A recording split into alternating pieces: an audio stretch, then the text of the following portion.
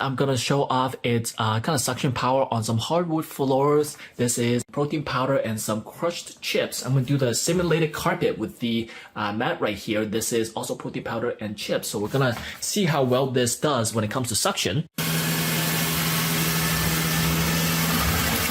Very good. Came back around, as you can see, to finish the job. As you can see, it sucked up basically everything here.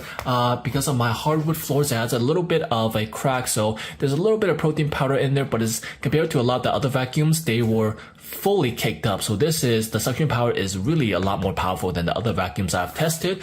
And in terms of the chips too, everything got picked up also. Chips usually have a much harder time with the robo vacuums because they can't get really underneath, so they gotta get pushed around, but this is very good, as you can see. So we're gonna move on to the carpet cleaning. Also keep in mind, this is not a regular mat. This is more of a raise, and this is more of an indent, which a lot of my other vacuums, they had a bit of a tougher time here. So we're gonna see how this performs.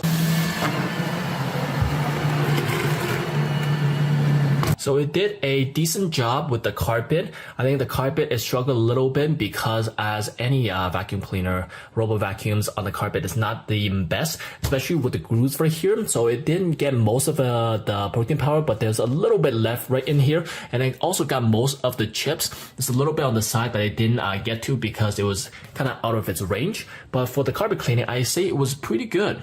So next, we're going to test out its return to home function, which a lot of the robo vacuums I've tested has struggled to go even back home. So this one, I have the app right here. I'm going to send it home.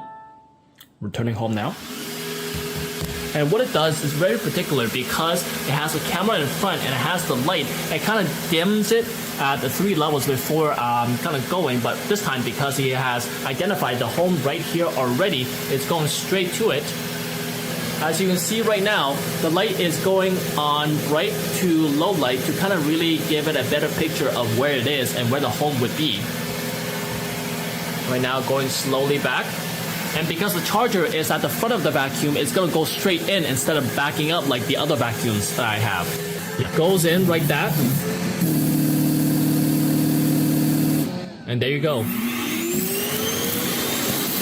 And that's a good time to talk about the noise level of the dock right here. When it empties the vacuum, it does produce quite a bit of a loud noise. So you want to place this as far away as when you kind of your regular headquarters, definitely not the living room. So you want to put this to the side because this thing can be anywhere in your house. So even though this is loud, it's not going to be too much of an inconvenience because you can put it off to the side. It's very interesting because the noise level will be a lot quieter on the carpet versus the hardwood floor. I'm assuming because the carpet has more of a seal, so the noise is going to be less. So I'll demonstrate the sound level.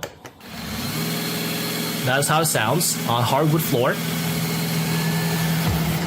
As you can see, the sound gets a lot more muffled on carpet floors.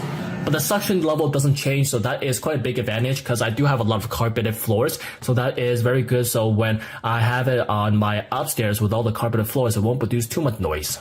So going over to the actual vacuum, there's only one button on the top. It's got a camera right here. This is how it looks on the underside. There's 2 kind of opposing rollers going on the opposite direction. There's one here. There's another one here, but I kind of broke it off. This is how they charge the wheels.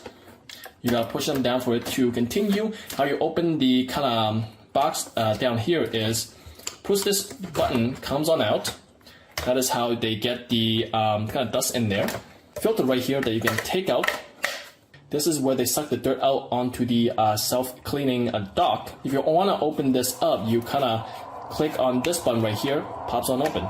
Now lastly, the dock, as you can see, because this is at a slight angle, so the vacuum kind of goes up tilted, so the kind of dust kind of collects at the back of the bin so it can be empty easily, because this is how they suck up the dirt all the way into the cleaner right in here. It has a little tread, so it kind of docks in here, so make sure it doesn't roll backwards. This is the charging, and it has a identifier here for the vacuum because the vacuum has a camera in front, so it needs to see this in order to be kind of start the cleaning.